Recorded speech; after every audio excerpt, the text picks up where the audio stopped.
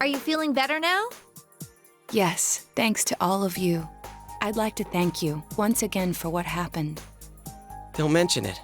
But hey, your uniform. Huh? Yes. After contemplating the matter, I went with what I've been wearing thus far. There's no need for you to... Hey, it's the Detective Prince. That's no prince. I heard he's a she. Huh? You serious? If he's a she, then... oh, crap! Kinda disappointed. But then again, there's something neat about it. Yeah, if you look at it a certain way, doesn't she seem pretty cool?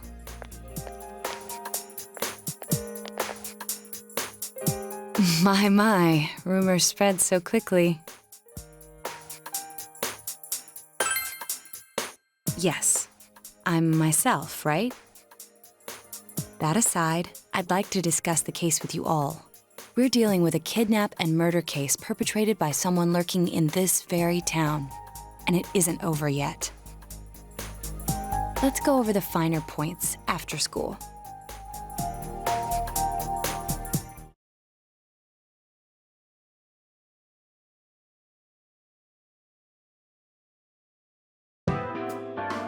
First, I heard the doorbell ring. But when I opened the front door, I saw no one there. Just as alarm bells sounded in my mind, someone grabbed me roughly from behind and covered my mouth with something. Immediately afterward, I was put into something like a sack and most likely carried on the culprit's shoulder. Wow, how could you remember all that? The culprit seems to have used a chemical to incapacitate me, but luckily I wasn't completely unconscious. I had been expecting a trick along those lines, so I was somewhat prepared. And of course, I was desperate to gather as much information as I could. No wonder you're an ace detective! That ain't something to be proud of. You are too damn calm about all this. Judging by their actions and body type, I'd say the culprit is definitely a man. I heard no conversations or voices, so I believe he is acting alone. It's after that that things get murky. I felt a single impact, which I assume is when I was thrown inside the TV. But the time from kidnapping to that point seemed too short. It was a matter of minutes. So you were immediately thrown inside the TV after being kidnapped. Oh, could there have been a TV on the side of the road? Regrettably, my memory from there on is a blur. I see. But man, the killer came right up to the door and rang the bell? That's just crazy. I finally understand why you all testified that you couldn't recall much of what happened. Such a bizarre experience with mental and physical fatigue on top of it. It's only natural to be confused. And going by the surrounding circumstances, my kidnapping and everyone else's were near identical. There is no question that the culprit is the same in each case. So, that Mitsuo boy who said he killed King Moron. Everything makes sense now. I can't say for sure until I gather more concrete evidence. But Mitsuo Kubo's only victim was Mr. Muraoka. It was a copycat killing that mimicked the true culprit's method. No wonder King Moron's death broke the pattern in so many ways. The question remains, though, as to how Kubo learned of that world. That's it! That's what was bothering me! Mitsuo could enter the TV, right? Then why didn't he kill King Moron that way? I believe he didn't understand the other world as well as the true culprit. Even though I can now enter it myself, it wouldn't occur to me to use it for murder. And remember, the previous corpses left no sign that their deaths had anything to do with the other world. After Kubo became wanted, leaving him with nowhere to run, he probably thought for the first time, what if I put my entire body into the TV? The bizarre condition of the corpses that caused such commotion is probably because they died on the other side. It's a simpler explanation than figuring out why the killer would risk disposing of the bodies in such a way. Which means their inexplicable condition of being hung on a foggy day wasn't due to the culprit making a statement. Much of our speculation could be tested if we could ask Kubo in person. However, I've unfortunately been taken off the investigation. And I highly doubt that the police will believe any of this. They wouldn't admit that it wasn't Mitsuo in the first place. Once you've said something on TV, it's not easy to admit you were wrong. I believe the primary cause of my dismissal was because I raised that possibility to them. The police won't readily concede that they made false charges. All the more so if the accused is a juvenile. In fact, the overwhelming sentiment with the police force is to end this case with his arrest. Even if it's possible there's another killer? Those dickheads. I had a feeling that would be the case. Not that I trusted him in the first place. But, Naoto, if you were that calm when it happened to you, couldn't you have, I'm not saying you should have caught him, but isn't it kind of sad for an ace detective to go down that easily? To tell you the truth, I was really scared. I'm sorry. It can't be helped. None of us could resist the culprit either. Don't forget, Naoto-kun is younger than us, and she's a girl. Oh yeah, that's true. I keep forgetting when I see her talking like this. You know, Naoto, What is it? you got balls. For a girl. Regardless, I have no doubt that the culprit will continue with his attacks. We can only watch and wait for him to make the next move. But this is no longer a mere job or someone else's affair. I want to know the truth of why we were targeted. Please allow me to join your effort. Thank you very much. I'll do my best, leader.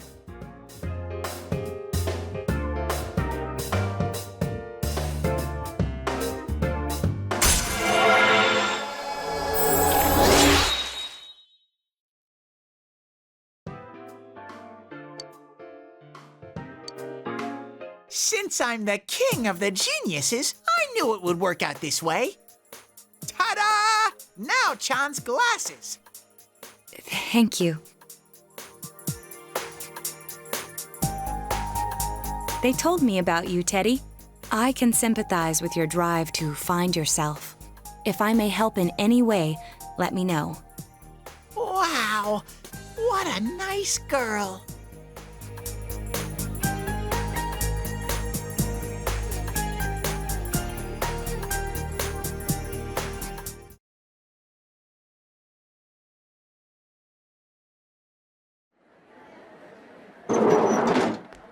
Excuse me.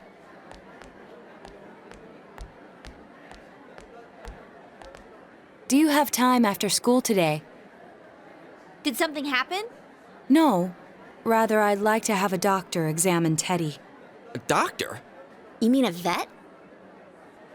The normal kind, actually. If you're free, I've scheduled a checkup for him after school today. A thorough physical examination might be a good first step in figuring out what Teddie is. And I thought it might be a good idea for the rest of us to get checkups as well. We should see if the fog over there or the power we've gained have had any negative effects on our health. Since you all have been active on the other side far longer than I have, you should definitely be examined. Negative effects? Don't drop scary stuff on us like it's nothing. But yeah, I never even thought about that. I've arranged to have Kanji-kun and Rise-san looked at as well.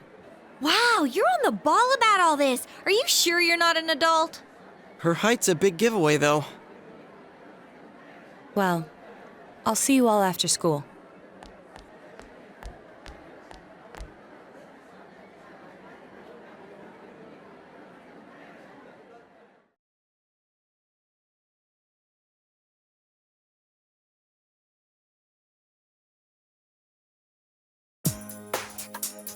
That was just an ordinary checkup. I was kind of looking forward to getting into some gigantic machine and being spun around. Was there really a point to this? The doctors look confused too.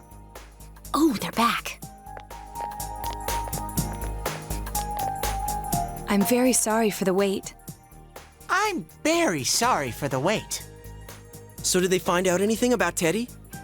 They did indeed. They found out that they can't tell anything about him. I even had them take an X-ray, but nothing came up on it. No matter how many times they tried, it would always be too blurry to read. A visual examination and standard palpations indicated that he seems perfectly normal. Since the machine could be malfunctioning, they told me to try another hospital if we're still worried about him. I felt bad for making them go through all this. So he is different. Oh my, what should I do? They took a look at everything inside me. She just said they couldn't see anything on the X-ray, you dork. But at least they didn't find anything wrong with him, right? Man, we know as much about Teddie as we do those personas and shadows. Oh yeah, I tried looking them up at the library and on the net. Persona means something like another personality. And I think they listed shadow under the related terms. Shadows are shadows. I think there's something that comes out of people. I can't really explain. I performed my own research after the incident. Persona and shadow are common psychological terms. Of course, the ones we are familiar with don't quite fit those definitions. This is what was written in an unofficial project document that I happened to come across. A shadow is suppressed power, and when controlled by one's ego, it becomes a persona. He becomes a persona? What does that mean? They're basically the same thing? Well, then again, all those shadows we beat the shit out of did turn into personas. Who cares about the details? It doesn't matter what they are. They get in our way, I'll crush them. Still, I couldn't find any information on how they're related to the other world. There's so much stuff about us that we don't have a clue about. There's some things we do know, though. I got a bunch of awesome data with me. It's kinda embarrassing that I'm the only one who had personal details shown to the world, so... Ta-da! Nowadays, information wants to be free. Therefore, I'll break the ice by announcing the results of everyone's physical exams. What? No, you won't! Give them to me now! Ooh! First place in the shortest legs division is... Huh, who would have guessed? It's not me, is it? Hey, what kind of things did they examine anyway? Look, if you're gonna blab at all, you might as well tell us the girls' measurements. What? Are you a complete and utter moron? Sure, go right ahead. My profile's been public knowledge for ages. Oh, but my bust size is 2 centimeters smaller than they print. My agency insisted. No! Don't say mine! Aw, I bet guys won't care what size you are, senpai.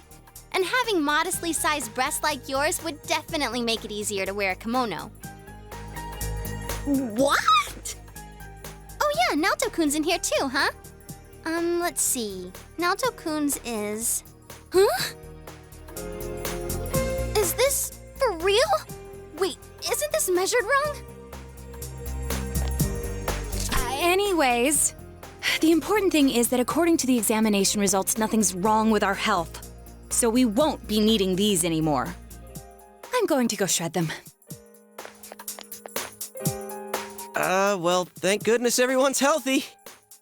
You're right. Let's go home. After all that, they found out nothing about me. I wonder what I really am.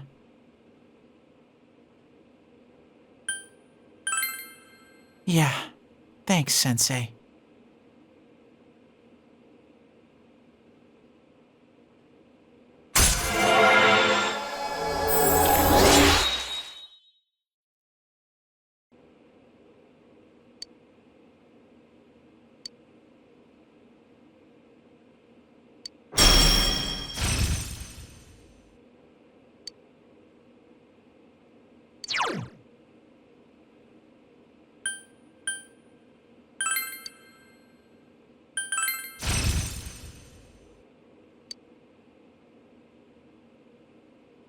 Hey! If you don't hurry, we're gonna leave you guys behind!